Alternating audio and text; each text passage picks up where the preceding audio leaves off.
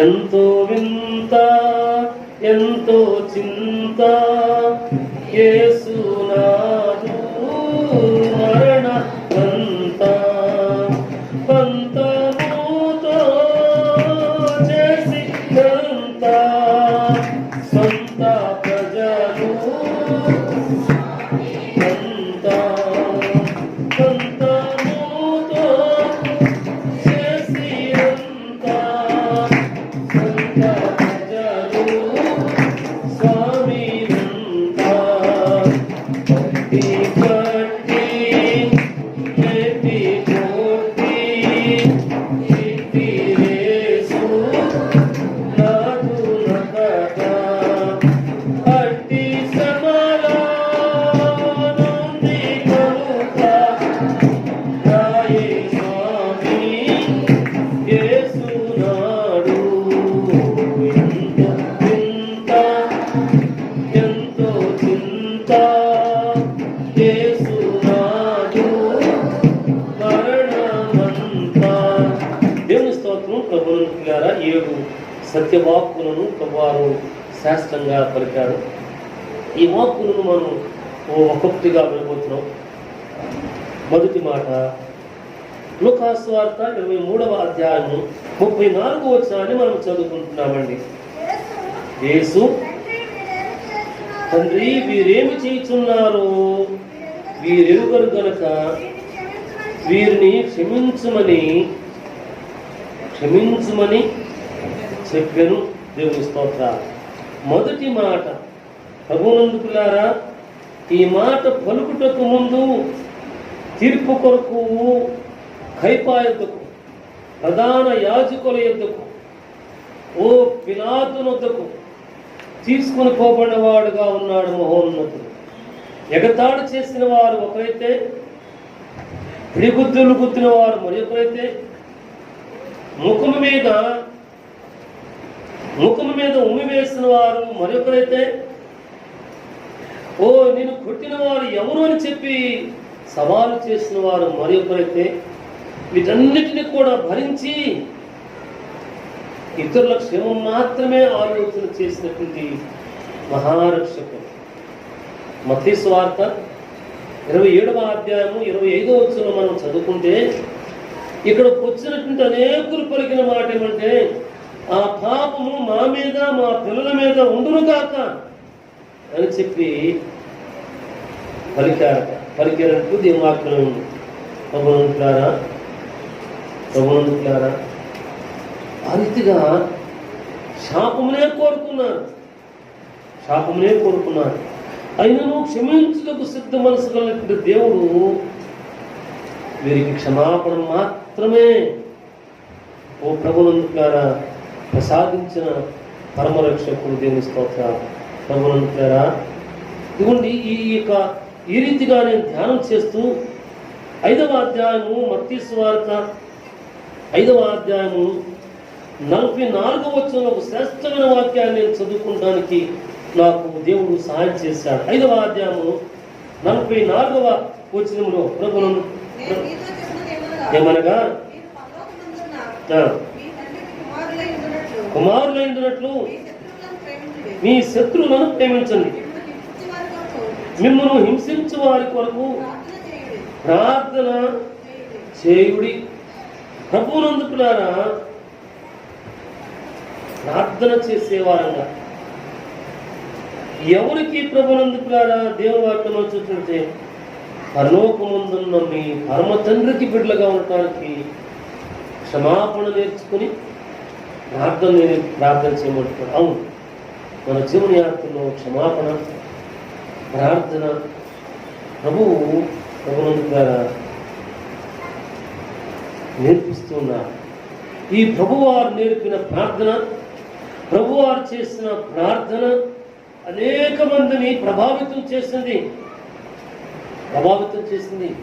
అనేకులు యేసు దేవుడు కాదు అనుకునేటువంటి వారిని తన యొద్దకు నడిపించింది.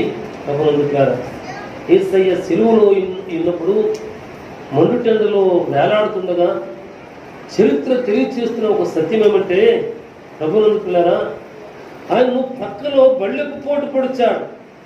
ఆ సైనికుని పేరు లాంగినస్ అట. ప్రభునందుకులారా, లాంగినస్. ఈ లాంగినస్ అనేటువంటి ఈ సైనికుడు కాలక్రమంలో యేసు ప్రభు వారి భక్తుడయ్యాడట. యేసు ప్రభువు తెలుసుకున్నాడు. ఆయన మరణించి మృత్యుంజయుడై తిరిగి లేచిన తర్వాత ప్రభునందుకులారా, ఈయన సజీవుడు అని తెలుసుకున్నాడట. తెలుసుకుని తన జీవనయాత్ర అంతా కూడా యేసు కొరకు జీవించిన సజీవ సాక్షి అట. జీవించాడు సరే, ఆ దేవుని కొరకు ఈ లాంగినస్ అనేటువంటి సైనికుడు హతసాక్షి అయిపోయాడు. సామాన్య మరణం పొందడానికి ఆశపడినవాడు కానే కాదుట. ప్రభువునందుకులారా, మనము ఈ సైనికుడు లాంగినస్ అనేటువంటి సైనికుడు పక్కన బళ్ళెకు పోటు పొడిచాడు. ఎగతాడు చేసిన గుంపులో ఉన్నాడు. ఓ మీరు పొండి, వాడు బతికాడో లేదో చూస్తా అని చెప్పినటువంటి వాడు ఉన్నాడు. కానీ దినములు గడిచాయి, నెలలు గడిచాయి, సంవత్సరాలు గడిచినాయేమో. యేసు భక్తుడయ్యాడట. ప్రభువునందుకులారా, తాను దేవుని కొరకు హతసాక్షి అయ్యాడట. తండ్రి, మీరేమి చేస్తున్నారో మీరు ఎరుగరు కనుక వీరిని క్షమించు అని సలిచిన వాక్కు ఇదిగో ఈ సైనికుని జీవితంలో నెరవేరింది. ఆయన క్షమాపణ గురించి రక్షణలోకి నడిపించేటువంటి గొప్ప రక్షకుడు ఈ సైనికుని కూడా నడిపించాడు. దేవుని స్తోత్రం. ప్రభువునందుకులారా, అపోస్తల కార్యములకు మనం వద్దాం. ఓ అపోస్తల కార్యములు 8వ అధ్యాయం 3వ వచనం మనం చూసినట్లయితే, తార్సువాడైన సౌలు గమలీయేలు పాదం దగ్గర కూర్చుండి ప్రభువునందుకులారా ధర్మశాస్త్రము క్షుణ్ణముగా చదివి యెహోవా మాత్రమే దేవుడు, యేసు దేవుడు కాదు అని చెప్పి సంఘమును పట్టి హింసించటానికి అధికార పత్రములు కలిగి జీవిస్తున్నటువంటి వాడు. స్టెఫను సంఘమును పట్టి తీసుకుని వెళ్ళి మరణానికి అప్పగించేటువంటి వాడు. స్టెఫను అనేటువంటి దేవుని బిడ్డ మరణానికి సజీవ సాక్షిగా ఓ రాళ్ళు పెట్టి కొట్టి చంపుతుంటే నిలువబడినటువంటి వాడు భయమేమీ లేకోకుండా ప్రభువునందుకులారా, ఈ సౌలును దేవుడు పట్టుకున్నాడు. సౌలా సౌలా, ఎందుకయ్యా హింసిస్తున్నావంటే నిర్భయంగా ఒక మాట పలికాడు.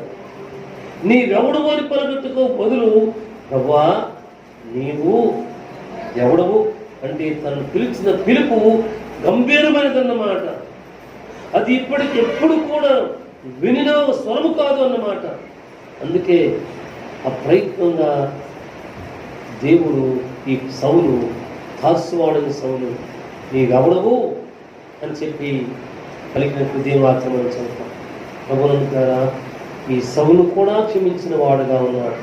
అయితే ఈ వాక్కును నేను ధ్యానం చేసుకుంటుండగా అది ప్రతి ఒక్కరిని కూడా క్షమించినటువంటి వాడుగా ఉన్నాడు. మీ శత్రువును ప్రేమించండి, వారి కోసం ప్రార్థన చేయండి. అతగాడు చనిపోయాడో లేదో చూసి వస్తానని చెప్పి తన ఈటితో లేకుండా భరిస్తూ తన ప్రక్కన పొడిచినటువంటి లాంగినస్ అనేటువంటి సైనికుని కూడా క్షమించి రక్షణ ప్రసాదించాడు. తన జీవన యాత్రలో దేవుని కొరకు జీవించి హతసాక్షి అయ్యేందుకు మాత్రమే ప్రభువునందుకులారా సిద్ధపడిన వాడుకున్నాడు. సంఘమును చిత్రవద చేసి సంఘమును చంపుతున్నటువంటి సౌలు దర్శిస్తే ఈ సౌలు పౌలుగా మార్చబడి అనేక పర్యాయాలు ఓడ ప్రమాదాల్లో దేవుని కొరకు చెప్పుకున్నాడట.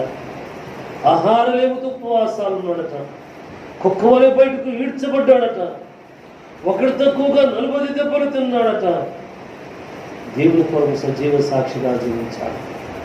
ఈ దినమందు దేవుని ప్రేమిట దేవుని కొరకు ఈరోజు శుక్రవారం నాడు దేవుని సన్నిధికి రావడం మంచిది.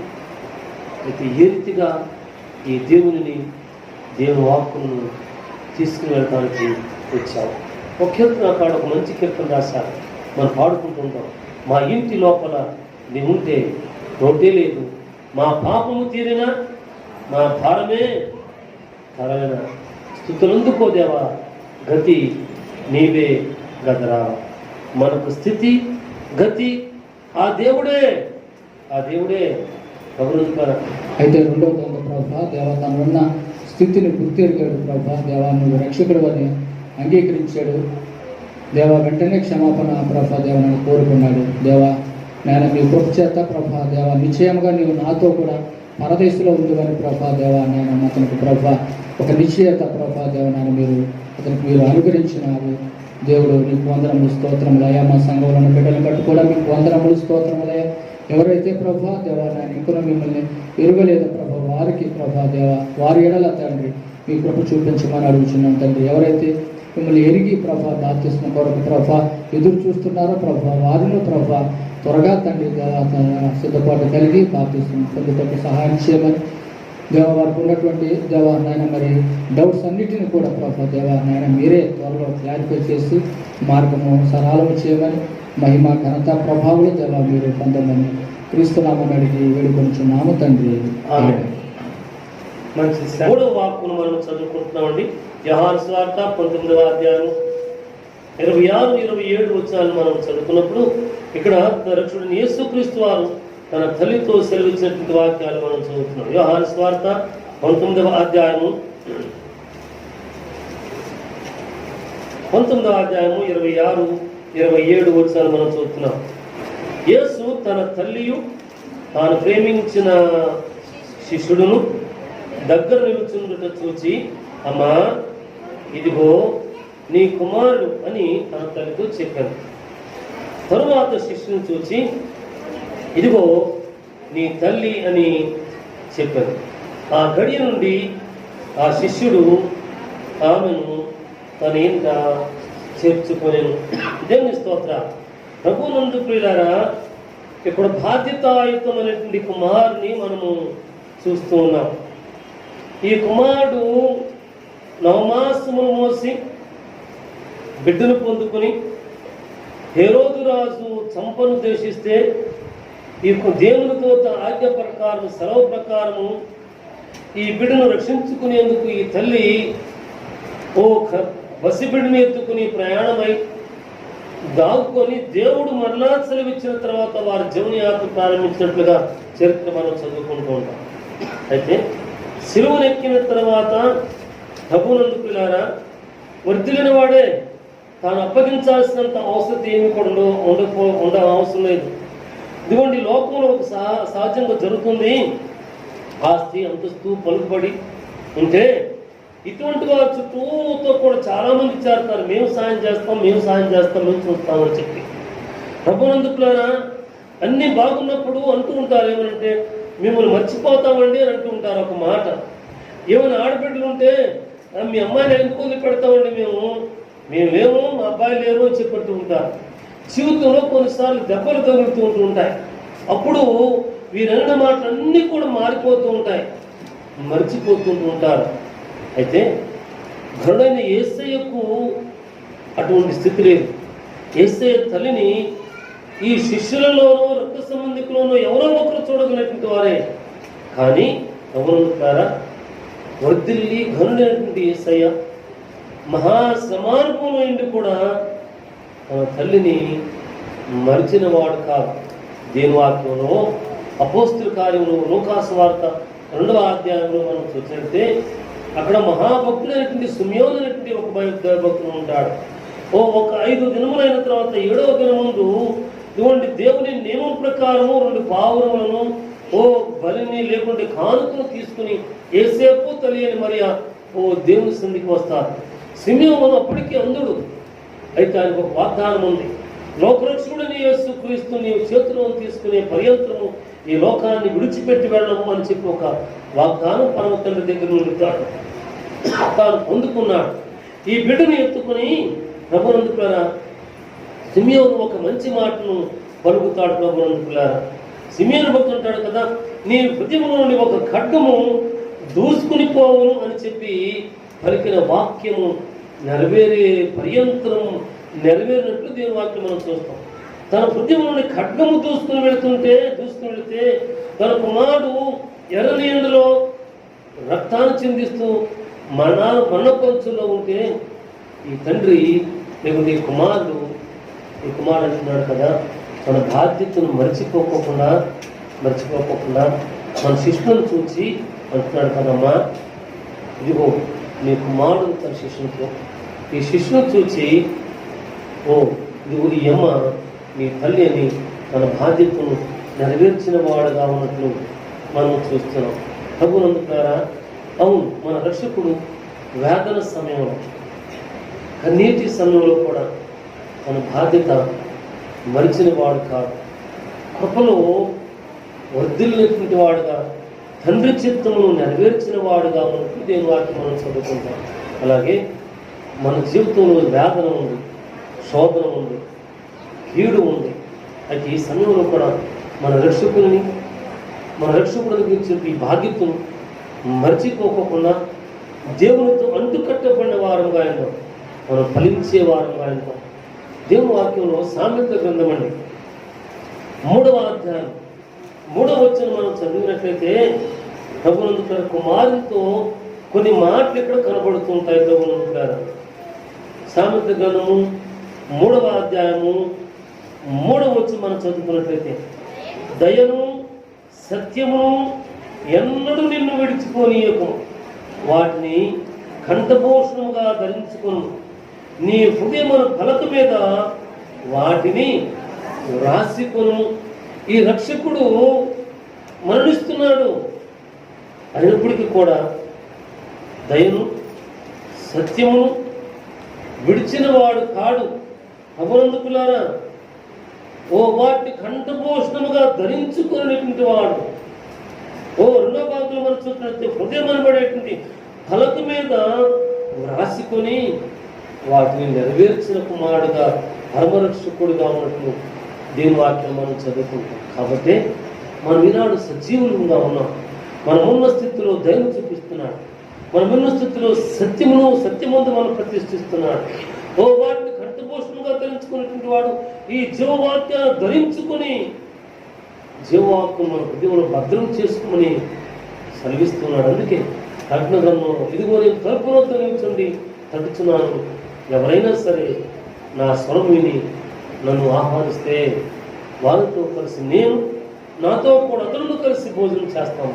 అవును, దేవుడితో సహజీవనం చేయడానికి, కలిసి భుజించడానికి దేవుడు అనుగ్రహించేటువంటి ఈ క్షమాపణ ప్రభునందు ద్వారా, ఓ దేవునితో పరదేశంలో ఉండేటువంటి స్థితిని ప్రభునందు ద్వారా బాధ్యతను నెరవేర్చేటువంటి రక్షణ జీవితాన్ని కలిగి జీవితాం. దేవుడు తన కృపను మనం వర్ధలు చేసి మనను పరమునకు చేరే పర్యంతం నడిపించేవాడే కానీ విడిచేటువంటి వాడు కాదు. కృప చూపించేటువంటి రక్షకుడు. ఈ రక్షకుని కలిగి జీవించి దేవుని కృపను వర్ధిల్లుదాం. చిన్న ప్రార్థన చేసుకుంటున్నాం.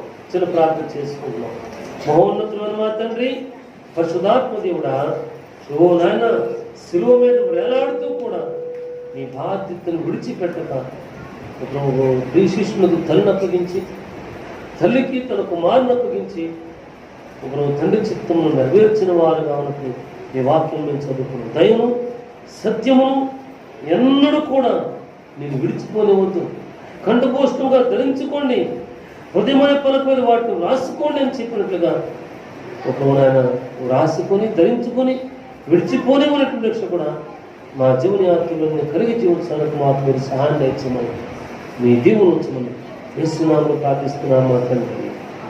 ఆమేన్. ఆమేన్. మంచి మాటను ధ్యానించుకుందాం. యేసువార్త 27వ అధ్యాయము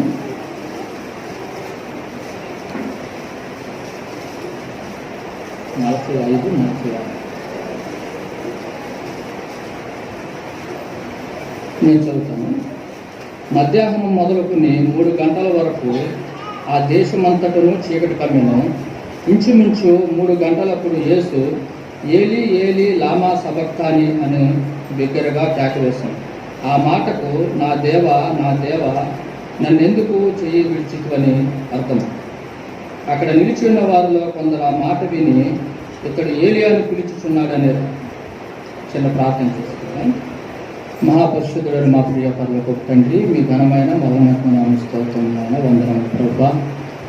అయా, మరి 4వ మాటను ప్రభా దేవ మీరు సులువుపై కలిగిన 4వ మాటను మేము ధ్యానించుకొనిచుండగా ప్రభా మీరు మాతో మాట్లాడమని సహాయం చేయమని క్రీస్తునామమున అడిగి వేడుకొంచున్నాము తండ్రి. ఆమేన్. ఈ యొక్క 4వ మాట చూసినట్లయితే ఇది చాలా శ్రమతో లేదంటే బాధతో కూడుకున్నటువంటి మాటగా మనము చెప్పవచ్చు అన్నమాట. ఎందుకంటే దేవుడు సుమారు రాత్రి 10 గంటల తర్వాత అలా పట్టబడినట్లుగా మనం చూస్తుంటాం. అంటే ముందు రోజు రాత్రి. అప్పటి నుంచి అనేక చోట్లకి, అంటే మొదట ప్రధాన యాజకుడైన కయప దగ్గర తీసుకెళ్తారు, తర్వాత హేరోదు దగ్గరికి తీసుకొస్తారు, మరలా తీసుకొచ్చి కయప దగ్గర తీసుకొస్తారు, తర్వాత పిలాతు దగ్గరికి తీసుకొస్తారు, మరి ఒకసారి ప్రధాన యాజకుల దగ్గరికి తీసుకొస్తే ఇట్లా యేసుక్రీస్తుని ఈ యొక్క తీర్పు పేరిట అటు ఇటు తిప్పుతూనే ఉంటుంటారనమాట. అంటే సుమారుగా 10-12 గంటల మధ్యలో నుంచి చూస్తూ ఉంటే ఇలా రాత్రి అంతా కూడా నిద్ర లేకుండా తిరుగుతూనే ఉంటుంటారు. శిష్యులు మనం చూసినప్పుడు ముందు దైవ సేవకులు సెలవిచ్చారు, ప్రార్థన చేయండి, మెలకువగా ఉండి ప్రార్థన చేయండి అంటే అప్పటికే శిష్యులు చాలా అలసిపోయి పడుకున్నట్లుగా నిద్రపోతున్నట్లుగా మనం చూస్తున్నాం అన్నమాట. మరి అలాంటి పరిస్థితుల్లో యేసుక్రీస్తు వారు కూడా యాక్చువల్గా అలసట చెంది ఉంటారు. కానీ అప్పటి నుంచి రాత్రి అంతా కూడా దేవుణ్ణి యేసుక్రీస్తు వారిని మరి ఈ యొక్క అనేక చోట్లకి తీర్పు నిమిత్తము తిప్పుచూ ఉన్నారన్నమాట.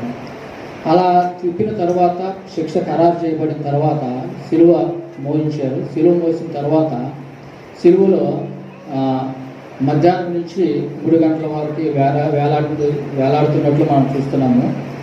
ఈ మాట మనం చూసినప్పుడు 45 వచనంలో మధ్యాహ్నం మొదలుకొని 3 గంటల వరకు ఆ దేశం అంతటను చీకటి కమ్మున ఉంటున్నాం. ఇది దీని యొక్క ప్రవచన వాక్యం మనం చూసినప్పుడు ఆమోసు గ్రంథంలో మనకు ఒక వాక్యం ఉంటుంది అన్నమాట. ఏముంటుంది? ఆమోసు గ్రంథము 8వ అధ్యాయము 9వ వచనంలో ఒకసారి చదువుకున్నాను. ఆమోసు గ్రంథము 8వ అధ్యాయము 9వ వచనంలో ఒకసారి చదువుకున్నాం. ప్రభు అయిన యెహోవా సెలవిచ్చినది ఏమనగా, ఆ దినమున నేను మధ్యాహ్న కాలమందు సూర్యుని అస్తమింపచేయుదును, పగటి వేళను భూమికి చీకటి కమ్మచేసేదను. సో ఈ యొక్క ప్రవచనం లేదంటే ఈ యొక్క వాక్కు ఇక్కడ నెరవేరినట్లుగా మనం చూస్తున్నమాట. పగలు చీకటి కమ్మటం అనేది చరిత్రలో ఎప్పుడు జరగలేదన్నమాట. ఈ ఒక్కసారే జరిగినట్లుగా మనం చూస్తున్నాం. మరొకసారి ఎప్పుడు జరిగిందంటే యెహోషువ మరి యుద్ధం చేస్తున్నప్పుడు జరిగింది. ఇది రెండవసారి జరిగిందనమాట. సో ఇది ఏలి ఏలి లామా సబక్తాన్ అని బిగ్గరగా క్యాకిలేస్తున్నాను ఉంటుందన్నమాట. ఏలి ఏలి లామా సబక్తాన్ అంటే నా దేవా నన్నెందుకు చెయ్యి విడిచితివి అని అంటుంది. మరి ఇక్కడ ఉన్న పరిస్థితి చూస్తే ఒక భక్తుడు ఏమంటాడంటే ఈ వాక్యాన్ని, నా దేవా నన్నెందుకు చెయ్యి విడిచితివి అని అన్నప్పుడు ఈ యొక్క రోజు ఎలాంటిదంటే దేవుడిని విడిచినటువంటి దినం అన్నట్లే చెప్తారనమాట. అంటే తండ్రి అయిన దేవుడు కుమారుడైన యేసుక్రీస్తు లేదా కుమారుడైన దేవుని యొక్క చేయి విడిచిపెట్టాడనమాట. ఎందుకు విడిచిపెట్టాడు అనేది మనం ఒక 2-3 విషయాలు మనం చూద్దాము. మొదటగా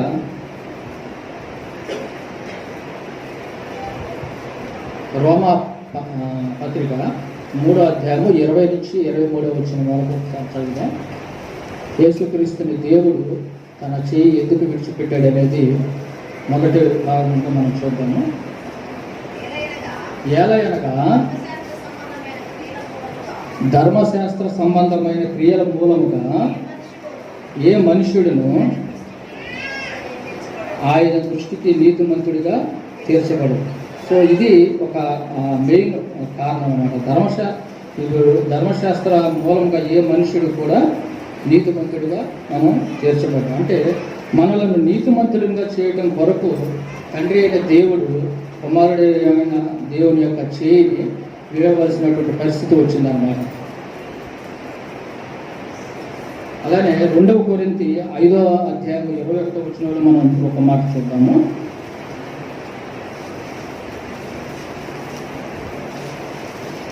2వ కొరింథీ 5వ అధ్యాయం 21వ వచనం నేను చదువుతాను. ఎందుకనగా మనం ఆయన యందు దేవుని నీతి అగునట్లు పాపమెరుగుని ఆయనను మన కోసము పాపముగా చేశాం. మరి మన అందరికీ తెలుసు మరి ఆ పాపం నుంచి విడుదల పొందాలంటే పూర్వకాలంలో లేదంటే పాత నిబంధన కాలంలో ఒక గొర్రెల యొక్క రక్తాన్ని చిందించాలన్నమాట. సో మనిషి అప్పుడు ఎలాంటి పరిస్థితిలో ఉన్నట్టు పాపం చేయటము వచ్చి మళ్ళా ఒక పశువు యొక్క రక్తం, గొర్రెల యొక్క పొట్టేల యొక్క రక్తాన్ని చిందించడం, ఆ పాపానికి పరిహారం పొందడం. అలా మనిషి యొక్క మనస్సాక్షి ఎలా అయిందంటే వాత వేయబడిన మనస్సాక్షిలా అయిపోయిందన్నమాట.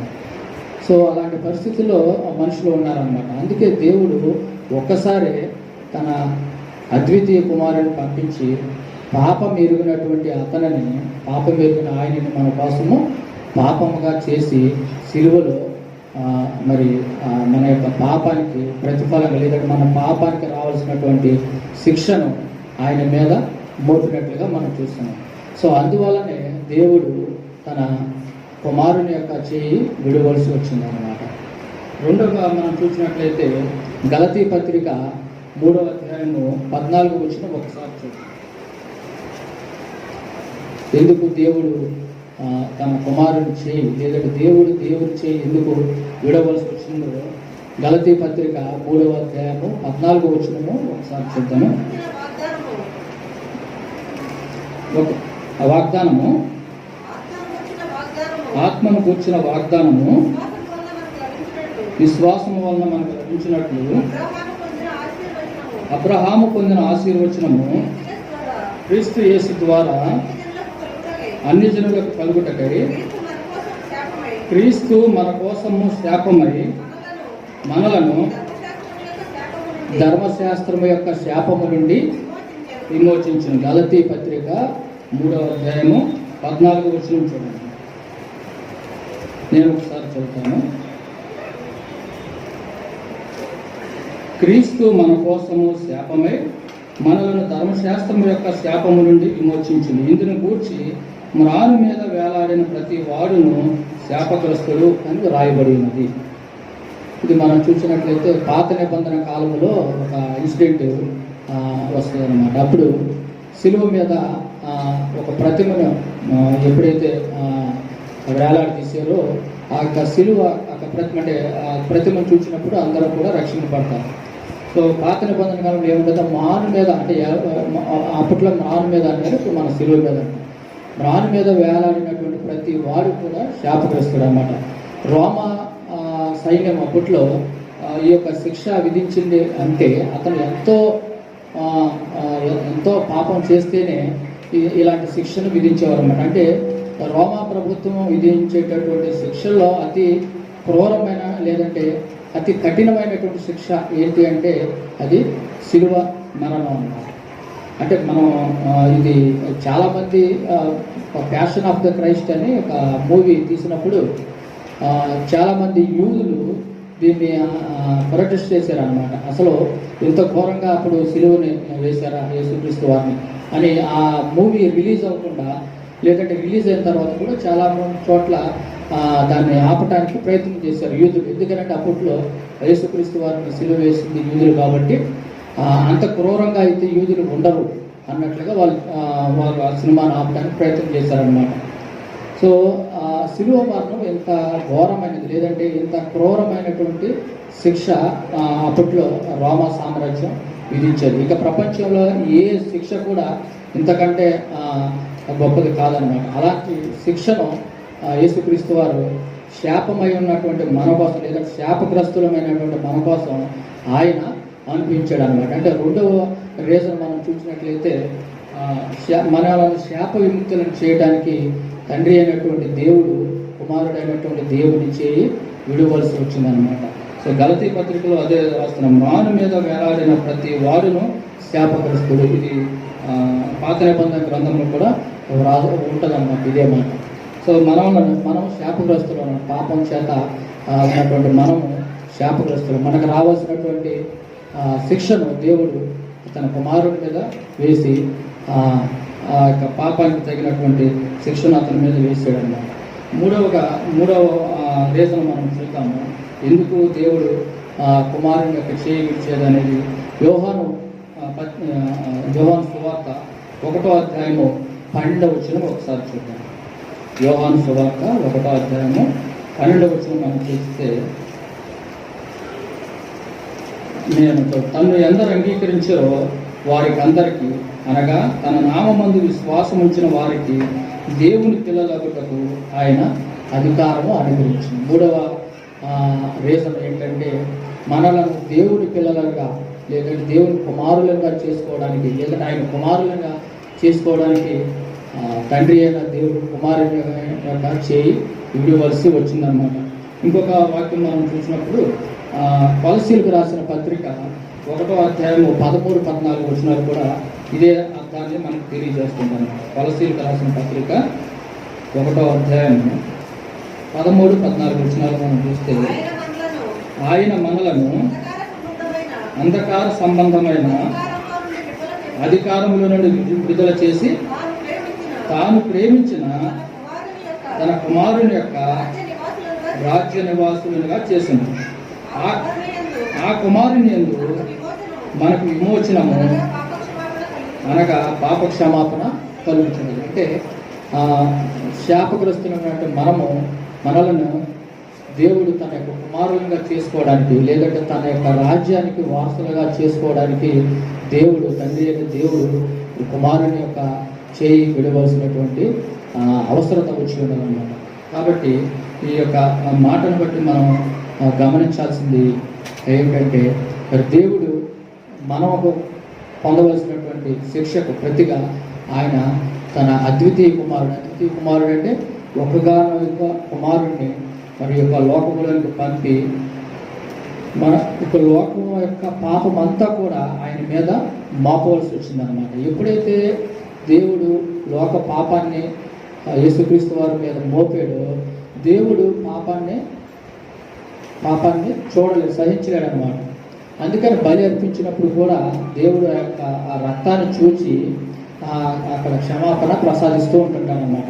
సో అలాగే దేవుడు లోక పాపాన్ని అంతటిని కూడా ఆ యొక్క గొర్రెపిల్లకి ప్రతిగా దేవుని కుమారుని మీద వేయటాన్ని బట్టి దేవునితో యేసుక్రీస్తు వారికి ఉన్నటువంటి సంబంధం అనేది తెగిపోయింది అనమాట. అందుకని యేసుక్రీస్తు వారు చాలా బాధతో ఈ మాట పలుకుచున్నమాట, గొప్ప వేదనతో, తండ్రి నా దేవా నన్ను ఎందుకు చేయి విడిచితివి. అంతకు ముందు రోజు రాత్రి యేసుక్రీస్తు వారు ప్రార్థన చేస్తుంటారు, తండ్రి నీ చిత్తమైతే ఈ గిన్నెను నా యుద్ధ నుండి తొలగించు అంటాడు. అంటే అంత కఠినమైన శిక్ష. లేదంటే ఇంకొక మాటలో చెప్పాలంటే, దేవుని యొక్క ఎడబాటు అనేది యేసుక్రీస్తు వారు సహించలేకపోవచ్చు అన్నమాట. ఎందుకంటే అనాది కాలం నుంచి కూడా యేసుక్రీస్తు వారు తండ్రితో ఉన్నారన్నమాట. యోహాను సువార్త 17వ అధ్యాయం మనం చూసినప్పుడు ఆ యొక్క ప్రార్థనలో దేవుడు చేస్తున్న, యేసుక్రీస్తు వారు తండ్రికి చేస్తున్న ప్రార్థన చెబుతున్నారు, అనాది కాలం నుంచి మనము ఏకరీతిగా ఉండినట్లు అన్నట్లుగా మనం చూస్తాం. చాలా చక్కగా ఉంటుంది అన్నమాట ప్రార్థన, ఒకసారి తర్వాత చూడండి. సో అలా ఏకరీతిగా ఉన్నటువంటి దేవుడు, లేదంటే ఏకమై ఉన్నటువంటి దేవుడు ఈ పరిస్థితుల్లో ఏమైందంటే, దేవుడు తండ్రి కుమారుడిని విడనాడవలసి వచ్చిందన్నమాట. అది తట్టుకోలేక దేవుడు నా దేవా నన్ను ఎందుకు చేయి విడిచితివి అని అన్నమాట. కాబట్టి మనము దేవుని యొక్క కృప చేత మనం రక్షింపబడి ఉన్నాము. కాబట్టి మనం ఈ వాక్యం ద్వారా తెలుసుకోవాల్సింది ఏంటంటే, మనకు యేసుక్రీస్తు వారు సిలువలో బలి అవ్వటం వల్ల తండ్రికి మనకి సమాధానం కలిగింది. కాబట్టి ఆ యొక్క సమాధానాన్ని మనం కాపాడుకోవాలన్నమాట. ఎప్పుడైనా ఏదైనా అవిధేయతలో మనముగా దేవునికి దూరం అయితే మరలా మనము దేవుడిని క్షమించమన్నప్పుడు దేవుడు క్షమించేటటువంటి దేవుడు అన్నమాట. కాబట్టి ఎవరైనా దేవుడితో ఒక సంబంధాన్ని కోల్పోయి ఉంటే, ఇది వరకులో మన దేవుడితో సంబంధం కలిగి ఉండి అంటే రక్షణ పొంది, ఇప్పుడు ఎవరైనా దేవుడితో సమాధానాన్ని కోల్పోయి ఉంటే మరి ఇదే సమయం దేవుడు మనకి సమాధానం మరలా కలుగు చేసేటటువంటి దేవుడు. కాబట్టి దేవుడిని అడుగుదాం సమయంలో, ప్రభువా మీతో ఉన్నటువంటి కోల్పోయిన సంబంధాన్ని నాకు మరలా ప్రసాదించు అని అడిగినప్పుడు దేవుడు సమాధానకర్త, ఖచ్చితంగా మరలా మనకి రక్షణ ప్రసాదంలో దేవుడితో సమాధానపరుస్తాడు. ప్రార్థన చేసుకున్నాం. కృపా సత్య సంపూర్ణ మా ప్రియ పరలోకపు తండ్రి, మీ ఘనమైన మహోన్నత నామ స్తోత్రములు వందనములు స్థుతులు చెల్లించుకుంటున్నాం ప్రభా. దేవా నాయన, మీరు సిలువలో ప్రభా ఎంతో బాధతో ప్రభా దేవ ఎంతో శ్రమతో తండ్రి దేవ పలికినటువంటి వాక్యం, నా దేవ నన్ను ఎందుకు చేయి విడిచితని ప్రభా మేము చూస్తున్నాం ప్రభా.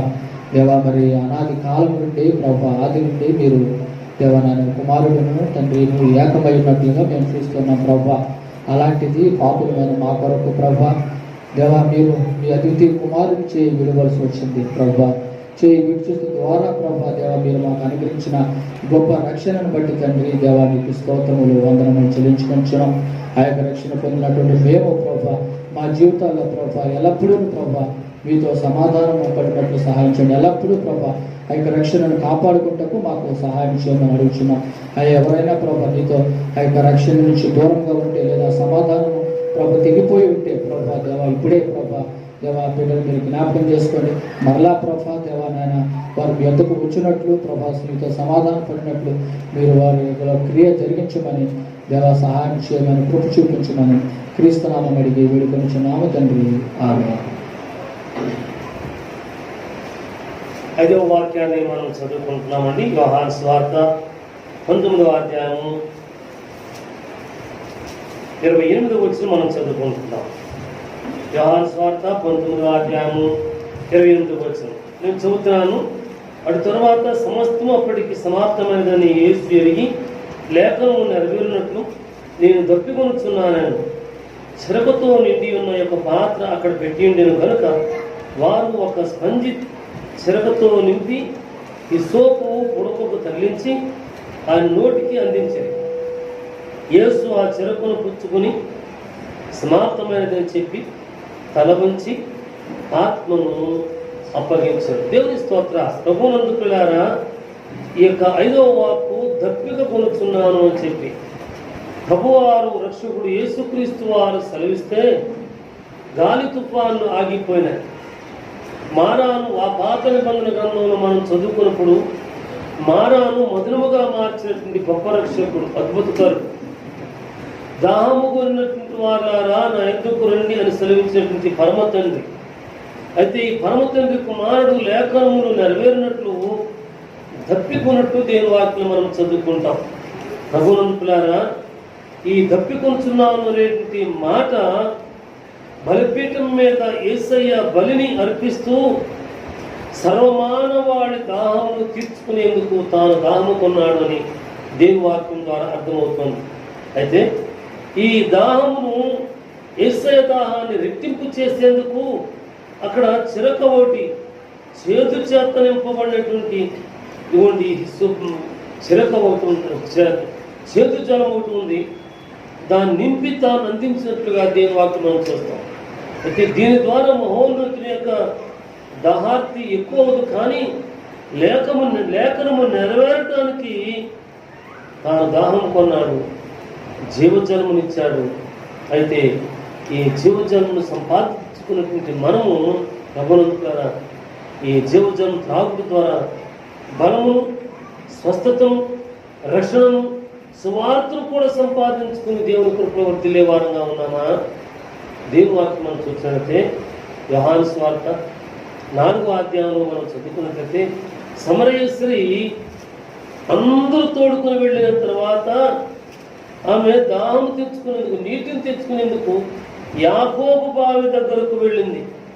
మధ్యాహ్నం వేళ ఒక్కరు మాత్రమే ఉన్నారు యేసుక్రీస్తు వారు.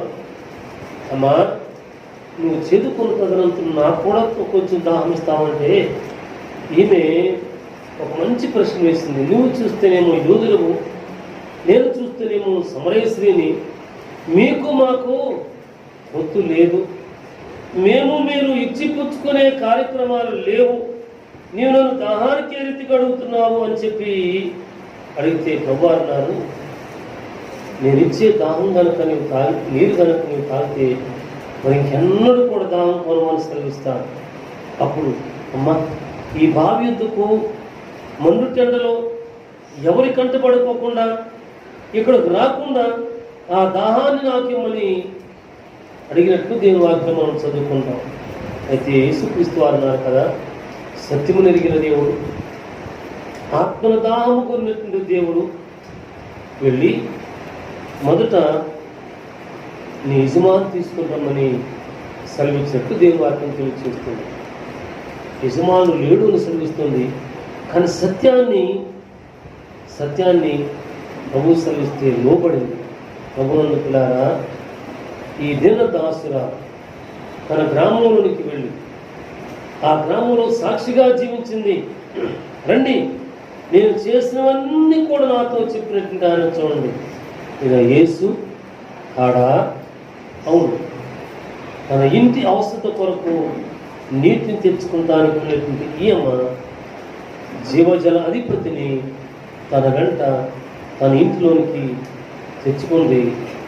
ఇంట్లో తెచ్చుకున్నంత మాత్రాన నేను యేసయ్యను కలిగి ఉన్నానులే, పర్వాలేదు అని చెప్పి మౌనం కాలేదు. సమాజం అంతా కూడా తిరిగి నేను చేసినవన్నీ కూడా నాతో చెప్పిన యేసయ్యను చూడండి, నేను యేసుక్రీస్తు కాడా అని సాక్ష్యం చెప్పింది. ఈమె సాక్ష్యానికి ప్రతిగా అనేకులు వచ్చి యేసయ్యను కలుసుకున్నారు. ఈ జీవజలాధిపతిని తమ జీవితంలో తీసుకున్నారు, దైవరక్షణ సంపాదించుకున్నారు, దేవుని కృపలో వర్ధిల్లిన వారుగా ఉన్నారు. ప్రభువునందు ద్వారా దేవుని కలిగినటువంటి మనం ఈ నిత్య జీవజలమునకు అధిపతి అయిన యేసయ్యను అనేకులను పరిచయిస్తూ అనేక ఆత్మలు సంపాదించేటువంటి ప్రభు ప్రియులుగా మనం ఉన్నాము. దేవుడు మనము తన కృపను నిత్య జీవజలము చేత నిత్యము నింపి మనం బలపరిచేటువంటి వాడే. లోకంలో కొన్ని వరదలు వస్తూ ఉంటాయి, కొన్ని నదులు పొంగుతూ ఉంటాయి. నీరు మనిషికి అవసరమే, కుటుంబానికి అవసరమే, చెట్లకు పంట పొలాలకు అవసరమే. అవి ఎక్కువైతే ప్రమాదం అవుతుంది. ఇళ్ళు కూడా భవనాలతో సహా కొట్టుకొని పోతున్నాయి. చెట్లు ఈ నీటిలో పడి కొట్టుకొని పోతూ ఉంటాయి. అయితే ఒక భక్తుడు అన్నాడు, నా తల్లి కార్చిన కన్నీటి ప్రవాహంలో నా దేవుని దగ్గరకు నేను కొట్టుకొని వచ్చాను అన్నాడు. అవును ప్రభువునందుకు ఈ జీవజలాధిపతి దాహము కొన్నాడు. దాహము కొన్నటువంటి ఆయన మనకు జీవజలం ఇచ్చాడు. ఈ జీవజల ప్రవాహంలో కొట్టుకొని పోవద్దు, కానీ స్థిరముగాను ప్రభువును కలిగిన వారంగాను ప్రభువును ధరించుకున్న వారంగాను ఈ ప్రభువుని ఇతరులకు పంచి ఇచ్చే వారంగాను పంచి ఇచ్చినటువంటి వారిని దేవుని ఎత్తుకు నడిపించే వారంగాను మనం ఉంటే ఈ జీవాధిపతి దాహము కొన్నటువంటి వాక్కును ఆ సందర్భానికి సరిగా సవ్యముగా ఆ గ్యాప్లు లేకుంటే ఆ జీవజలం ఎవరైతే సంపాదించుకోలేకపోతున్నారో వారికి దేవునికి మధ్య నిలబడేటువంటి మనం ఈ జీవజల అధిపతిని అందించి వారిని మన ఎద్దుకు దేవుని ఎద్దుకు నడిపించే వారంగా మనం ఉంటే మన ఫలం పరలోకం అధికమవుతుంది. ఈ లోకంలో ఒక ఆత్మను సంపాదించిన సాధకులమవుతుంది. ఇక్కడ దేవుని ఆత్మను చదువుకుంటాం కదా ప్రభునందుతారా, ఆ నోటికి అందించి యేసు ఆ చిరకును పుచ్చుకొని సమాప్తమైందని చెప్పి తల వంచి ఆత్మను అప్పగించాలి. మనం సజీవులమైన అవటానికి ఈయన ప్రభునందుతారా జీవజల అధిపతి దాహము ఉన్నాడు. దాహము ఉన్నటువంటి ఈ దేవుని సింగలో ఈ జీవజల అధిపతిని అనేకులు పంచిపెడతాం. మరి ఇక లోకంలో దాహం కలగకుండా దేవుని ఎందుకు రావడానికి హస్తాపరచుకుంటాం. చిన్న ప్రార్థన చేసుకుంటున్నాం. మహోన్నతమైన మా తండ్రి, పరిశుద్ధాత్మ దేవుడా, మా దాహం తీర్చేందుకు, మమ్మల్ని మీ యొద్దకు నడిపించేందుకు, మేము అనేకుల యొద్దకు నడిపించడానికి మీ జీవజలాన్ని మాకు అందించాలయ్యా. మేము అనేకులకు మిమ్మల్ని అందిస్తూ నీ కృపను వర్ధిల్లుతూ నీ కొరకు సజీవ సాక్షిగా జీవించేందుకు మాకు నేర్పించడం యేసు నామములో ప్రార్థిస్తున్నాము తండ్రి. ఆమేన్. యోహాను సువార్త 19వ అధ్యాయము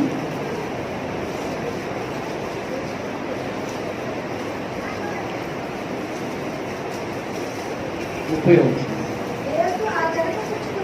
యేసు ఆ చిరక పుచ్చుకొని సమాప్తమైనదని చెప్పి తలవంచి ఆత్మను అప్పగించాడు. యేసు ఆ చిరక పుచ్చుకొని సమాప్తమైనదని చెప్పి తలవంచి ఆత్మను అప్పగించాడు. ఇది 6వ మాట. ఇంగ్లీష్లో చూస్తే ఇట్ ఈజ్ ఫినిష్డ్ అని ఉంటుంది. ఇది ఇంకా మనం చూసినట్లయితే ఈ కేక ఎలాంటిదంటే ఇది ఒక విజయపు కేక అంటారు అన్నమాట. అంటే దీన్ని రకరకాల ఇది ఒక విజయానికి ప్రతీక ఈ యొక్క కేక అనేది. It is finish. ఇప్పుడు మన పిల్లలు చదువుకునే పిల్లలు అయితే ఎగ్జామ్స్లో పాస్ అయితే వాళ్ళు ఎలా ఆనందాన్ని వ్యక్తం చేస్తారో అలాంటి కేక అనమాట. లేదు ఆటలాడుకునే వాళ్ళు మనకి ఇప్పుడు వరల్డ్ కప్ కానీ ఎలాంటివి జరుగుతుంటుంది, ఆ యొక్క మ్యాచ్ని గెలిచినప్పుడు వారు ఎంత ఆనందాన్ని వ్యక్తపరుస్తుంటారో మనం చూస్తూ ఉంటాం అన్నమాట. ఇంకా చదువుకునే వాళ్ళు ఏదైనా ఐఐటి ర్యాంకులో లేదంటే నీట్ కానీ ఇట్లా మంచి ర్యాంక్స్ ఇచ్చిననుకోండి, లేదు చదువు అయిపోయిన తర్వాత జాబ్ వచ్చినప్పుడు ఎంత సంతోషంతో మన కేక వేస్తుంటారో అలాంటి కేక అనమాట. ఇది విజయపు కేక అంటారు అన్నమాట. It is finish. అంటే అప్పటి వరకు అప్పగించినటువంటి ఒక పని, ఒక అసైన్మెంట్ ఏదైతే ఉందో అది అప్పటికి కంప్లీట్ అయినట్టు, దానిని నెరవేర్చినట్లుగా మనం చూస్తున్నాం అనమాట. అంటే ఇక్కడ యేసుక్రీస్తు వారు ఒక పర్పస్తో ఒక ఉద్దేశం కలిగి తండ్రి చేత ఈ యొక్క లోకానికి పంపబడినాడు. సో ఆ యొక్క ఉద్దేశము నెరవేర్చబడింది అని చెబుతూ గొప్ప శబ్దంతో కేక వేసినట్టు అంటున్నారు. మీరు మత్తయి సువార్త 27:50లో కానీ మార్కు సువార్త, లూకా సువార్తలు మీరు చూస్తే మత్తయి సువార్తలు ఏమన్నదంటే యేసు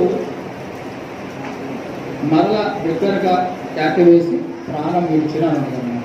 అక్కడ బిగ్గరగా కేక వేసింది ఇదన్నమాట.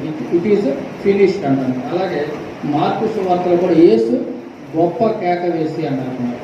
అలానే లూకా సువార్తలో గొప్ప శబ్దముతో కేక వేసి అని అన్నమాట. అంటే ఇది ఒక విజయానికి సంకేతం అన్నమాట. అంటే తండ్రికి చెబుతున్నాను అన్నమాట. It is finish. నువ్వు నాకు ఏదైతే అప్పగించావో పని, ఆ యొక్క పనిని నేను నెరవేర్చాను, ఆ యొక్క పని సమాప్తమైనది అని మరి దేవుడు చెప్తున్నాను అన్నమాట. అదే యోహాను సువార్త 17వ అధ్యాయం 4వ వచనంలో మనం చూస్తే యేసుక్రీస్తు వారు చేసినటువంటి ప్రార్థన ఉంటుంది. చేయుటకు నీవు నాకు ఇచ్చిన పని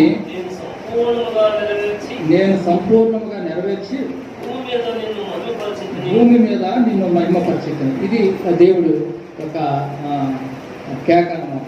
అంటే ఈ రకమైనటువంటి సమాధానాన్ని దేవుడికి ఇస్తున్నాడు. చేయుటకు ఏదైతే తండ్రి అయిన దేవుడు కుమారునికి అనుగ్రహించాడు, ఏ పని అయితే దానిని సంపూర్ణంగా నెరవేర్చాను అని ఇక్కడ గొప్ప శబ్దంతో కేక వేస్తున్నట్లుగా మనం చూస్తున్నాం.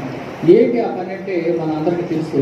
ఒక 2-3 విషయాలు చూసి ఈ యొక్క మాటను ముగించుకున్నాం. మొదటగా రోమాపత్రికలో చూద్దాము. రోమాపత్రిక 8వ అధ్యాయం 1 నుంచి 4వ వచనాలు మనం చూద్దాం. కాబట్టి ఇప్పుడు క్రీస్తు యేసునందున్న వారికి ఏ శిక్షా విధి లేదు. క్రీస్తు యేసునందు జీవమునిచ్చు ఆత్మ యొక్క నియమము పాప మరణముల నియమం నుండి నన్ను విడిపించింది. ఎట్లనగా ధర్మశాస్త్రము దేనిని చేయజాలకపోయేనో దానిని దేవుడు చేసింది. శరీరమును అనుసరింపక ఆత్మను అనుసరించి నడుచుకుని మన యందు ధర్మశాస్త్ర సంబంధమైన నీతి విధి నెరవేర్చబడవలనని పాప పరిహారము నిమిత్తము దేవుడు తన సొంత కుమారుని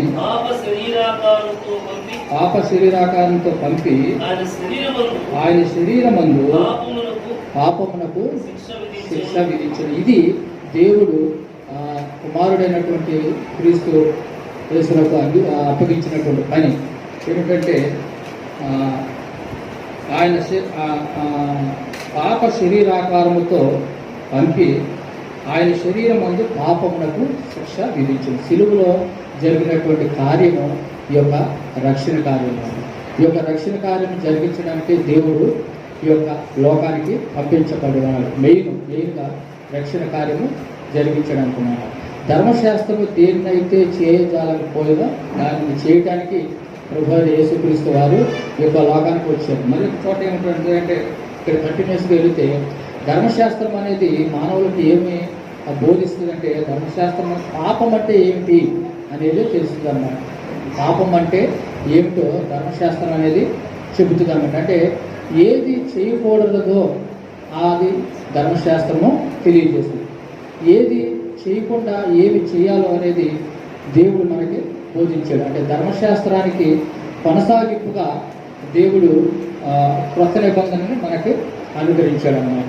సో పాత నిబంధనలో ఎవరైతే ధర్మశాస్త్ర విధులను ధర్మశాస్త్రాన్ని బట్టి ధర్మశాస్త్రాన్ని ఫాలో అవుతారో వారు నీతిమంతులుగా తీర్చబడతారు. అయితే ఏదైనా పొరపాటున ఏదైనా తప్పిపోయారనుకోండి, మళ్ళీ వాళ్ళు అవిధేయులుగానే ఉంటారన్నమాట. కానీ కొత్త నిబంధనలు వచ్చేప్పటికీ దేవుడు ఈ యొక్క పాపం నుంచి ఎవరైతే యేసుక్రీస్తుని సొంత రక్షకుడిగా అంగీకరిస్తారో వారందరికీ కూడా వారందరి కోసం ఒకసారే బలయ్యాడు. కాబట్టి దేవుణ్ణి నమ్మినటువంటి ప్రతి ఒక్కరికి కూడా, అంటే లోకమంతటికి సంబంధించి ఒకసారే బలి అయ్యాడు అన్నమాట. సో లోకమంతటికి ఎవరైతే యేసుక్రీస్తునందు విశ్వాసిస్తున్నారో వారందరికీ రక్షణ అనేది అనుగ్రహించాడు అన్నమాట. సో దేవుడు ఈ కార్యమును యేసుక్రీస్తు వారికి అప్పగించాడు కాబట్టి అది సమాప్తమైనది అని దేవుడు సెలవిచ్చాడు అన్నమాట. ఇంకా రెండోదిగా మనం రెండవ మాటలో మనం చూద్దాము. లూకాసు వార్త 4వ అధ్యాయము 16 నుంచి 19 వరకు మనం చూద్దాం. లూకాసు వార్త 4వ అధ్యాయము 16 నుంచి 19 వరకు మనం చూసినట్లయితే అక్కడ తరువాత ఆయన తాను పెరిగిన నజరేతునకు వచ్చాను. తన వాడుక చొప్పున విశ్రాంతి దినం ముందు సమాజ మందిరంలోకి వెళ్ళి చదువుకై నిలుచుండగా ప్రవక్త అయిన యెషయా గ్రంథము ఆయన చేతికి ఇవ్వబడును. ఆయన గ్రంథము విప్పగా ప్రభువు ఆత్మ నా మీద ఉన్నది, బీదలకు సువార్త ప్రకటించుటకై ఆయన నన్ను అభిషేకించెను. చెరలో ఉన్న వారికి విడుదలను, గుడ్డి వారికి చూపును, కలుగునను ప్రకటించుటకును, నలిగిన వారిని విడిపించుటకును, ప్రభువు హితవత్సరము ప్రకటించుటకును ఆయన నన్ను పంపి ఉన్నాడు అని వ్రాయబడిన చోటు ఆయనకు దొరికిను. 20వ వచనం చూస్తే ఆయన గ్రంథమును చుట్టి పరిచారకునికి ఇచ్చి కూర్చెదను. సమాజ మందిరంలో ఉన్న వారందరూ ఆయనను తేరు చూడగా ఆయన నేడు మీ వినికిడిలో ఈ లేఖనము నెరవేరినదని వారితో చెప్పసాగిన. దేవుడు ఈ ఎందుకు పంపబడినాడంటే ఇంకొక రీజను ఇక్కడ మనకి చెప్తున్నాడు. పేదలకు సువార్త ప్రకటించడానికి, నలిగిన వారిని విడిపించడానికి, గుడ్డి వారికి చూపు కలుగు చేయడానికి, ఇవన్నీ కూడా దేవుడు మన 3.5 సంవత్సరాల కాలంలో మనం చేసినట్లుగా మనం చూస్తున్నాం అన్నమాట. సో ఇది తండ్రి యొక్క చిత్తాన్ని నెరవేర్చడానికి దేవుడు కుమారుడిని పంపినారు. ఏదైతే ఆ యొక్క పనిని దేవుడు సమాప్తి చేశాడు, ఇట్ ఈస్ ఫినిష్డ్ అని దేవుడు ముందు చేస్తున్నాను. మరి చివరిగా ఒక మాట చూసుకుందాం. దేవుడు ఏం సమాప్తి చేశాడు అనేది లూకాసు వార్త 24:44 వచ్చింది. లూకాసు వార్త 24:44 చూస్తే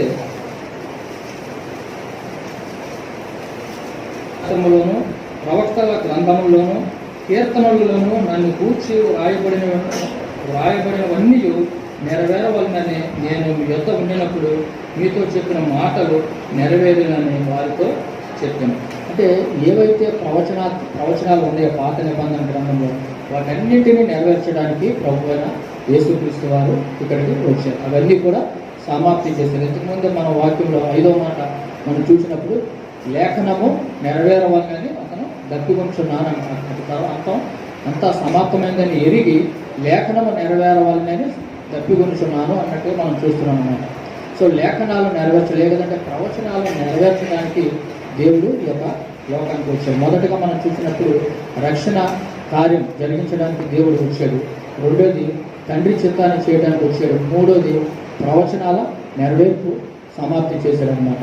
సో ఇవన్నీ కూడా సమాప్తి చేసి దేవుడు చివరి 6వ మాటగా పలుకుతున్నాడు, ఇట్ ఈస్ ఫినిష్డ్, సమాప్తమైనదని మరి యేసుక్రీస్తు వారు పలికినారన్నమాట. అంటే దీని నుంచి మనము నేర్చుకోవాల్సింది ఏంటంటే తండ్రి ఏదైతే కుమారునికి పని అప్పచెప్పాడో ఆ యొక్క పనిని సంపూర్ణంగా నెరవేర్చాడు. 17వ అధ్యాయంలో యోహాను సువార్త 17వ అధ్యాయం 4వ వచనంలో అదే ప్రభువైన యేసుక్రీస్తు వారు చేయుటకు నీవు నాకు ఇచ్చిన పని నేను సంపూర్ణంగా నెరవేర్చి భూమి మీద నేను మహిమపరిచాను అని చెప్తారన్నమాట. సో అలా దేవుడు పంపినటువంటి పనిని తన కుమారుడు నమ్మకంగా జరిగించాడు అన్నమాట.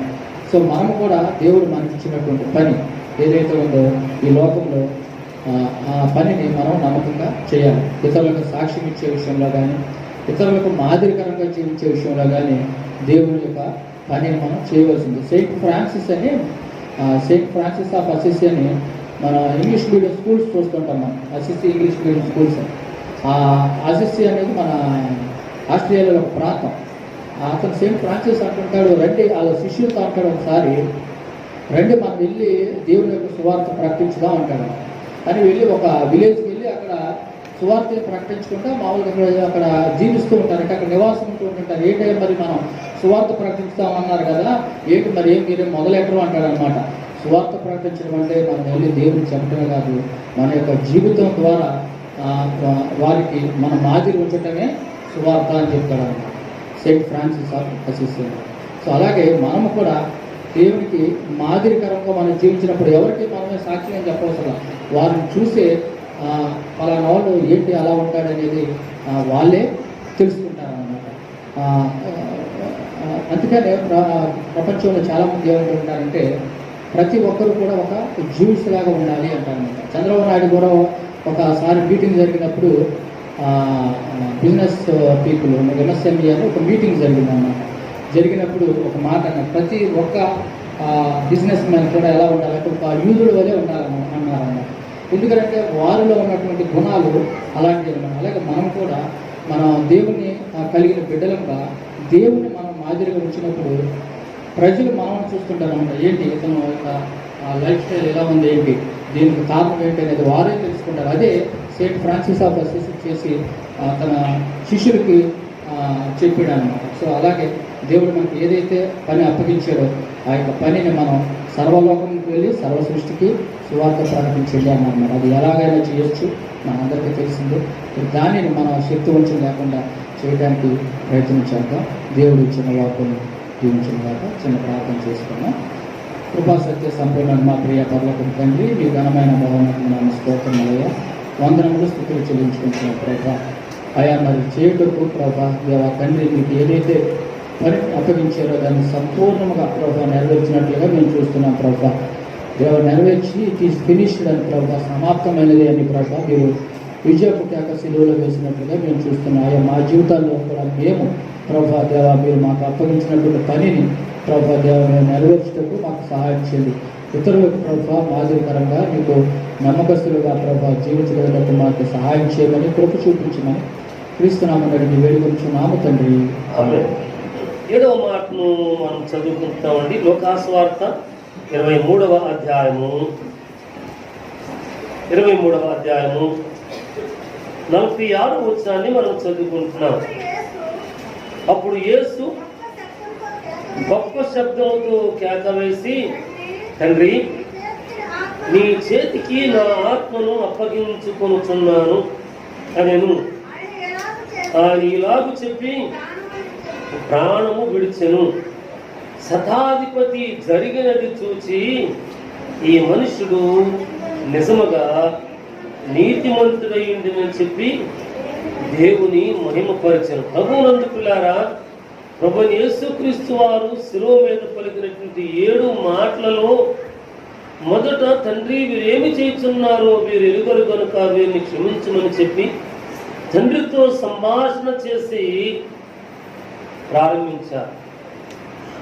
తదనంతరము తన కుడి ప్రక్కన ఎడమ ప్రక్కన ఒక బలహీనుడు దొంగతో మాట్లాడి, నీవు నాతో కూడా పరదేశంలో కష్టంగా ఉంటావయ్యా అని చెప్పి సెలవిచ్చారు. 3వ మాటను తన తల్లితో ఆదరణ కొరకు బాధ్యతలు నెరవేర్చిన వాడుగా ఉన్నట్లు దేవుని వాక్యం మనం చదువుకుంటున్నాం. ప్రభునందు 4వది మరలా తన తండ్రితో మాట్లాడిన వాడుగా ఉన్నాడు. నాయన నా చెయ్యి ఎందుకయ్యా విడిచిపెట్టామని చెప్పి దేవునితో మాట్లాడినట్లు మనం చదువుకున్నాం. 5వది అనేకుల కొరకు జీవజన్మనిచ్చిన మహోన్నతుడు లేఖనము నెరవేరటానికి నేను దప్పిక కొనుక్కున్నానని చెప్పినట్లు దేవుని వాక్యం మనం చదువుకుంటాం. అలాగే ఇక నా పని నాయన నీవు అప్పగించిన పనిని సహృదయంగా నేను నెరవేర్చేస్తానయ్యా అని చెప్పినట్లు చెప్పడానికి ఇదిగో సమాప్తమైపోయింది అని చెప్పినట్లు మనం దేవుని వాక్యాన్ని నెరవేర్చదు ధ్యానం చేస్తాం. 7వది తన తండ్రితో, నాయన నా చేతికి నీ చేతికి నా ఆత్మను అప్పగించుకుంటున్నాను. అవును, ఈ జీవన యాత్రలో ప్రభునందుకులారా, ఈ జీవన యాత్రలో 33.5 సంవత్సరాల జీవన యాత్రలో సిలువను ఎత్తుకోవటకు ముందు తాను నెరవేర్చవలసినటువంటి పరమ తండ్రి యొక్క ప్రతి ప్రవచనాన్ని నెరవేర్చిన వాడు ఈ రక్షకుడు. దేవుని స్తోత్రాలు, దేవుని స్తోత్రాలు. ప్రభునందుకులారా, అంత మాత్రమే కాదు, ఎఫెసీ పత్రికలో నేను చదువుకున్నాను కదా, 4వ అధ్యాయం 4వ వచనంలో ఆయన చెరను చెరగా పట్టుకొని పోయి ఆయన మనుషులకు తన ఈవులను అనుగ్రహించాడని చదువుకున్నాడు. శ్రమను, దాసత్వాన్ని, కీడుకాలాన్ని తాను పట్టుకొని వెళ్ళిపోయి మనుషులకు ఈ లోకంలో ఈ రక్షకుడు ఎన్ని ఈవులు అయితే ఇవ్వగలడో అన్ని ఈవులను అప్పగించేటువంటి వాడు ఈ మహా గొప్ప రక్షకుడు. దేవుని స్తోత్రాలు. ప్రభువారు మరొక సందర్భంలో రక్షకుడు అంటాడు కదా, ఈ లోకాధికారి వస్తున్నాడు, అయితే అతనితో నాకేం పని, నాతో పని లేదు, నాకే అతడితో పని ఉంది. ఏమనంటే ఈ లోకాధికారిని పాతాళంలో బంధించి లోకాధికారి చేత బంధించబడినటువంటి ప్రతి ఒక్కరిని విడిపించుట ఈ రక్షకుని యొక్క పని అయి ఉంది. అందుకే ఓ పని అంతటిని కూడా నెరవేర్చి ఈ రక్షకుడు, తండ్రి నీ చేతికి నా ఆత్మను అప్పగించుకుంటున్నాను అని చెప్పాడు. అవును, ప్రభునందుకులారా, మరి ఒక్కసారి జ్ఞాపకం చేసుకుంటున్నాను. చెరను చెరగా పట్టుకుని పోయి ప్రతి మనుష్యునికి మన శ్రేష్టమైన ఇవన్నిటిని కూడా అప్పగించిన గొప్ప రక్షకుడు. ఈ లోకాధికారి మరలా వస్తున్నాడట. లోకాధికారికి రక్షకుడితో పని లేదు, మానవాళితోనే పని. అయితే ఈ మానవాళిని లోకాధికారి కదంబ హస్తాల నుండి రక్షించడానికి ఈ లోకంలోకి వచ్చాడు, రక్షించాడు. అందుకే తన ఆత్మను దేవునికి అప్పగించుకున్నాడు. అవును, మనను, మన కుటుంబాన్ని రక్షించుకుని మన ఆత్మను ఈ జీవాధిపతి అయినటువంటి దేవుడి హస్తాలకు అప్పగించుకున్నాం. ధర్మను ఒక నివాసాన్ని దేవుడు సిద్ధపరుస్తున్నాడు. అందుకే దినాల్లో కూడా చదువుకున్న పద్ధతి వాక్యము, ఇదిగో మీ హృదయములను కలవరపడైపోకండి, నేను నా ఇంటి తండ్రి ఇంట అనేక నివాసములు ఉన్నాయి, లేనట్లయితే నేను మీతో చెప్పేవాడిని, నేనుండు స్థలమును మీరును ఉండులాగా నేను మీ కొరకు స్థలమును సిద్ధపరచ వెళుచున్నాను అని చెప్పాడు. తండ్రి ఆత్మ అప్పగించేసుకున్నాడు కాబట్టి, మనం అప్పగించుకున్నాము కాబట్టి ఏమైనా జరగవచ్చేమో ఈ జీవయాత్రలో హృదయములను కలవరపడనివ్వకండి, మనము దేవుని హస్తాలకు అప్పగించుకొని దేవుని కొరకును వర్ధిల్లే వారము అన్నాం. యోహాను సువార్త 16వ అధ్యాయము 28వ వచనం మనం చదువుకున్నట్లయితే, యోహాను సువార్త 16వ అధ్యాయము 28వ వచనం, నేను తండ్రి యొద్ద నుండి బయలుదేరి లోకమునకు వచ్చి ఉన్నాను, మరియు లోకమును విడిచి తండ్రి యొద్దకు వెళుతున్నానని వారితో చెప్పాను.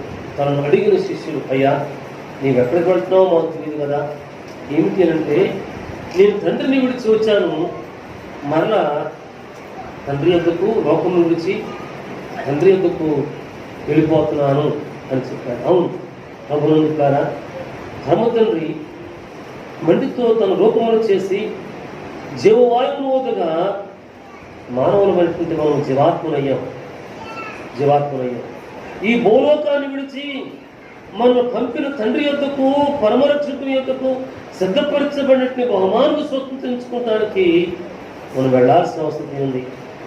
అందుకు నాయన నా ఆత్మను నీ చేతికి అప్పగించుకున్నానయ్యా, నీ బిడ్డను అని అప్పగించుకునేటువంటి శ్రేష్టమైన సమాధాన సంబంధమైన, నిరీక్షణ సంబంధమైన జీవితమును మనము ఈ లోకంలో ఉండగా జీవింపవలసిన ద్వారముగా ఉంటూ ఉన్నాం.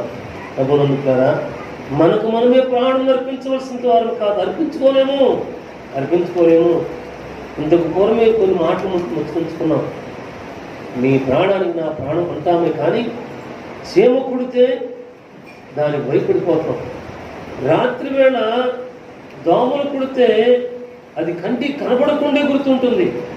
ఆ దోమకు కూడా భయపడిపోతూ ఉంటాం. కాబట్టి మన ఆత్మను, మన ప్రాణము, మన జీవని ఆత్మను ప్రభువునికి మాత్రమే అప్పగించుకున్నాం. మన రక్షణ యేసుక్రీస్తు వారు పరమ తండ్రికి అప్పగించుకున్నాడు. మనమేమో మన రక్షకునికి అప్పగించుకునేటువంటి వారముగా మనముంటే అది మన విశ్వాస, లోక, కుటుంబ జీవని ఆత్మకు ఈ జీవిత తదనంతరము దేవుని యొద్దకు చేరడానికి అది మేలైనటువంటి ప్రణాళిక అయ్యింది. దేవుని స్తోత్ర. ప్రభువునందుకులారా, ఎవరు కూడా తనంతట తానే ప్రాణమును తీసుకోడు ప్రభువునందుకులారా. కానీ ఈ రక్షకుడు మాత్రము తనంతట తానే లోక కళ్యాణార్థం అనేది విశ్వాసం వచ్చిన ప్రతి ఒక్కరి కొరకు తన ప్రాణాన్ని అర్పించినవాడు రక్షకుడు. ఈయన ఘనుడు.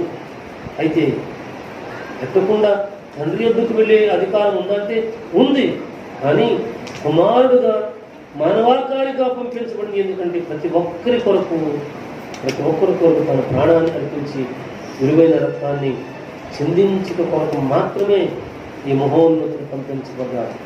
దైవ చిత్తమును తండ్రి చిత్తమును నెరవేర్చిన వాడుగా అన్నాడు. నెరవేర్చినటువంటి ఈ మహోన్నతుడు ప్రభువునందుకులారా, నెరవేర్చిన మహోన్నతుడు రక్తం వెళ్ళిపోయింది, నీరు వెళ్ళిపోయింది, గాయాలైపోయినాయి, రక్తము శరీరము దున్నపడింది. అయినను ఇంత దగ్గరగా తండ్రి నీ చేతికి నా ఆత్మను అప్పగించుతున్నానని ఏ రీతిగా సెలవించాడంటే, శరీరము మృతమైనదే, ఆత్మ జీవింప చేస్తుంది. ఈ మహోన్నతుల్లో నివాసం ఉన్నది ఆత్మ సంబంధమైన శక్తి మాత్రమే ఉంది. ఆత్మ సంబంధమైన శక్తి చేత తండ్రికి వినబడినంతగా దగ్గరగా కేక వేశారు. అవును, మన శరీరములు బలహీనముగా ఉన్నాయి, వ్యాధుల చేత ఉన్నాయి, ప్రశ్నల చేత ఉన్నాయి. అయితే మన ప్రార్థనలు, మన కన్నీటితో మన ప్రభు, మన రక్షకుడు, జీవాధిపతి వినగలిగినంత బిగ్గరగా కన్నీటితో కేకను వేద్దాం. వినినటువంటి ఆ మహోన్నతుడు మనకు విడుదలను, జయమును, స్వస్థత్వము, జీవమును ప్రసాదించేటువంటి వాడుగా ఉంటూ ఉన్నాడు. ముగింపులో ఒక వాక్యాన్ని చదువుకోవాలని ఆశపడుతున్నాను. రోమీలకు రాసిన పత్రిక ఆఖరి అధ్యాయంలోకి వస్తున్నాం. 16వ వచనములో 16వ అధ్యాయము 20వ వచనాన్ని మనం చదువుకుంటున్నాం. పౌలు భక్తుల ద్వారా ఈ రీతిగా సెలవిచ్చాడు. సమాధానకర్తయగు దేవుడు సాతాను మీ కాళ్ళ క్రింద శీఘ్రముగా చితక త్రొక్కించును. హల్లెలూయా. ప్రభువునందుకులారా, ముద్రించుకున్నాం. ప్రప్రథముగా పరమ తండ్రితో మాట్లాడుతూ ఈ వాక్కును ప్రారంభించాడు.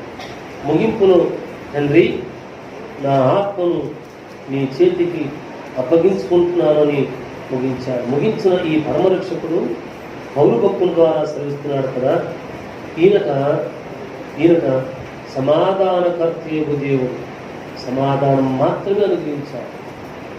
రక్షకుడైన దేవుడు, ఈ రక్షకుడైన మహోన్నతుడే తన రక్షణ ఉచితముగా మనకు అనుగ్రహించాడు, అప్పగించుకున్నాడు.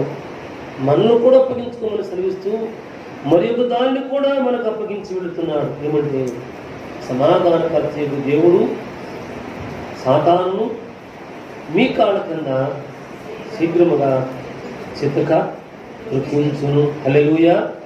అవును, మనందరి యొక్క ప్రార్థన, మనందరి యొక్క విశ్వాసము, మనందరి యొక్క నిరీక్షణ ఏమి కావాలంటే మన కుటుంబీకులు ఎదుర్కొంటున్న శోధనలు, కీడు, వేదన, సమస్యలు, దుఃఖము, అవమానములు, వెలువేత్త జీవితం నుండి విడిపించడానికి, మనం తనుముతానికి ఎలుబడి చేయడానికి వస్తున్నాడే, ప్రయత్నం చేస్తున్నాడే, అతగాడిని శీఘ్రంగా మన పాదముల కింద చితక దొరికించాలని మనం అడగవలసిన కారణం. ఏ రీతిగా మానవాకార కేకల కాదు.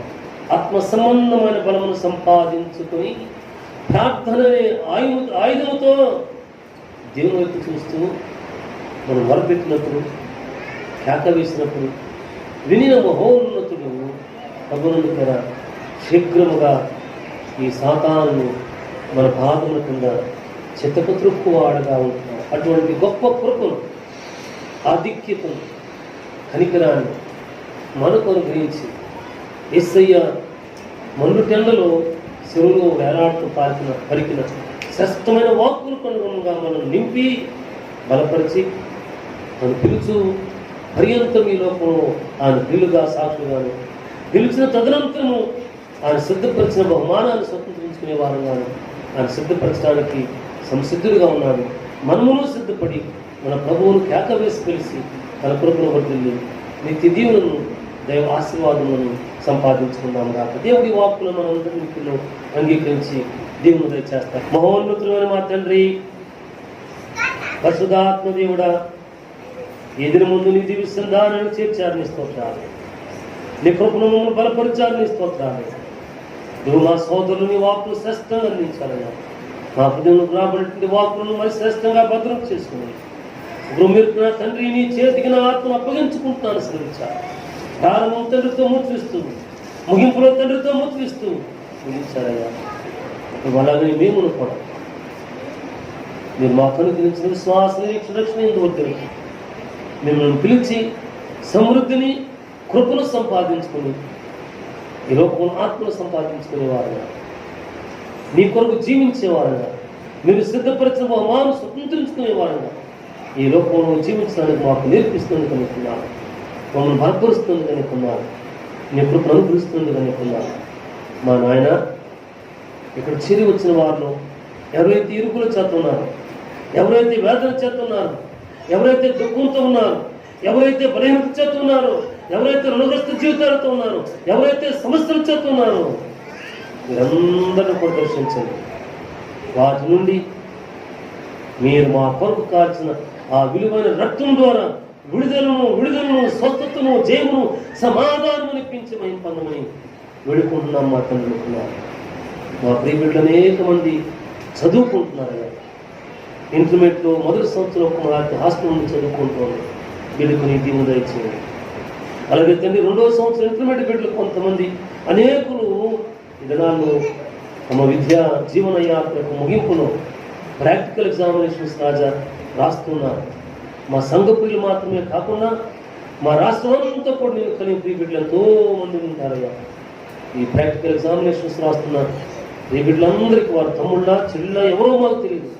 వారందరికీ మీ దైవ జ్ఞాన వివేకాలు పెంచి వేడుకుంటున్నాం. మాట్లాడుకుంటున్నారు. మీరు చేసే ప్రాక్టికల్ ఎక్స్పెరిమెంట్కి సరిగా సవ్యంగా మార్పులు పొందుకుంటానికి కూడా మీరు సహాయం చేయించమని వేడుకుంటున్నాం. మా తండ్రి మీ స్తోత్రాలు. ఇతని ముందు సంఘ ప్రార్థన కోరే ప్రియబిడ్డలు అనేక మంది ఉన్నారు. వారందరికీ మీ సమృద్ధి అనే విడుదలను, స్వస్థతతో కూడిన జయమును, నిరీక్షణతో కూడినటువంటి ఆనందమును ఇచ్చి మేము పొందమని వేడుకున్నాం. స్తోత్రాలు. వీళ్ళు తిరిగి వెళ్ళబోతున్నారు. వారు తోడుకుండయ్యా. మీ సమాధాన ఆస్వాదాలు అడగలేకపోతున్న వీరికి మేలు తెచ్చండి. యేసునామములో ప్రార్థించి మనం చేస్తున్నాము. మా దేవుడా, ఆమేన్ ఆమేన్. పరలోకమందున్న మా తండ్రి, మీ నామం పరిశుద్ధపరచబడుగాక, మీ రాజ్యం మాకు వచ్చునుగాక, మీ చిత్తము పరలోకమందు నెరవేరుచినట్లు భూలోకమందు నెరవేరుగాక. మాకు కావలసిన ఆహారం నేడు మాకు దయచేయండి. మా ఏడల అపరాధములు చేయవారు మేము ప్రకారం మా యొక్క అపరాధం క్షమించండి. మమ్మల్ని శోధన ఉంటే సాదృశ్యం తెప్పించి రాజ్యము, బలము, శక్తి, మహిమ నిరంతరము నీవైన దేవా. మన ప్రభువు యేసుక్రీస్తు కృప, తండ్రి అయిన దేవుని ప్రేమ, పరిశుద్ధాత్మ దేవుని యొక్క సన్నిధి సహవాసం ఆయన ప్రియులైన మనందరికీ ఇప్పుడు ఎల్లప్పుడూ తోడైందును గాక. ఆమేన్ ఆమేన్. యేసు రక్తమును కేచే, ప్రభు యేసు రక్తమును కేచే अपवाद के लिए मन अपना से अभी सब संपूर्ण से करेगा। आमीन।